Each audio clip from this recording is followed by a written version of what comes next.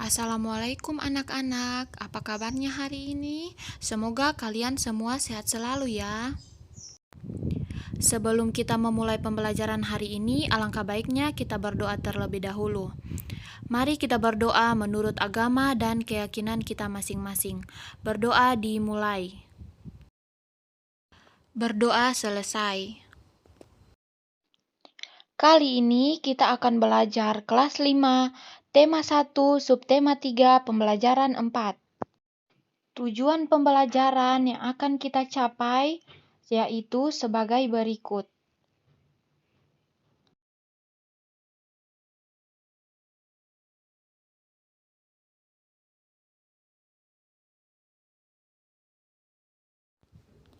Materi pembelajaran kita hari ini yaitu cerita rakyat.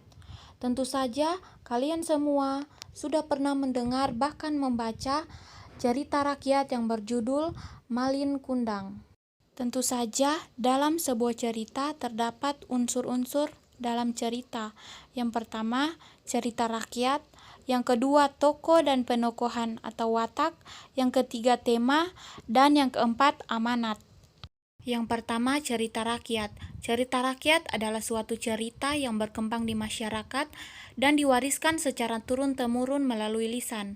Contoh cerita rakyat yaitu Malin Kundang, Asal Mula Danau Toba, dan lain-lain. Yang kedua, tokoh dan penokohan atau watak. Tokoh adalah pelaku dalam cerita. Setiap tokoh memiliki watak atau karakter. Watak atau penokohan adalah sifat yang dimiliki oleh tokoh dalam suatu cerita. Yang ketiga ada tema. Tema adalah sesuatu yang menjadi dasar cerita. Yang keempat ada amanat. Amanat adalah pesan yang ingin disampaikan oleh pengarang dari sebuah karya sastra. Demikian penjelasan tentang cerita rakyat dan unsur-unsur dalam cerita. Nah, sekarang coba kalian kerjakan lembar LKS per kelompok yang telah Ibu bagikan, cermati soal yang ada, dan kerjakan soal dengan baik dan benar. Dalam LKS yang kalian kerjakan, terdapat cerita rakyat yang berjudul Legenda Telaga Warna. Sekarang, masing-masing kelompok secara berturut-turut Ibu Guru persilakan untuk membacakan hasil diskusinya di depan kelas. Sekarang mari bersama kita membahas jawaban dari masing-masing kelompok. Pertanyaan pertama yaitu tentukan tokoh dan watak yang terdapat dalam cerita tersebut. Jawabannya adalah tokoh dan watak yang terdapat dalam cerita tersebut. Yang pertama Raja Prabu Suwartalaya yang memiliki watak penyayang, baik hati, dan bijaksana. Selanjutnya Ratu Purbamana yang memiliki watak penyayang. Selanjutnya Putri Gilang Rukmini yang memiliki watak durhaka kepada orang tua, pemarah, dan manja. Soal kedua adalah tentukan tema dan amanatnya. Tema dan amanat dalam cerita tersebut adalah, temanya adalah kemanusiaan, amanatnya adalah kita harus menghargai setiap pemberian yang diberikan kepada kita. Sebagai anak, kita tidak boleh durhaka pada orang tua. Iya anak-anak, apakah semua kelompok sudah menjawab sesuai dengan jawaban yang Ibu berikan tadi? Atau mungkin belum ada?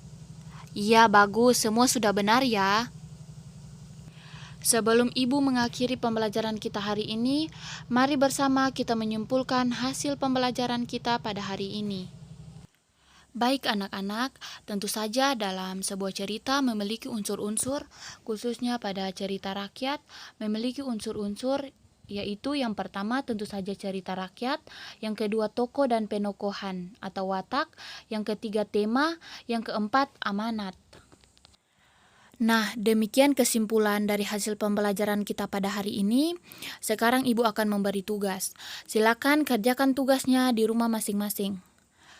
Demikian pembelajaran kita pada hari ini. Untuk mengakhiri pembelajaran, mari bersama kita berdoa menurut agama dan keyakinan kita masing-masing.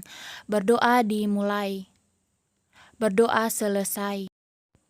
Demikian pertemuan kita pada hari ini. Ibu ucapkan terima kasih. Selamat siang semuanya.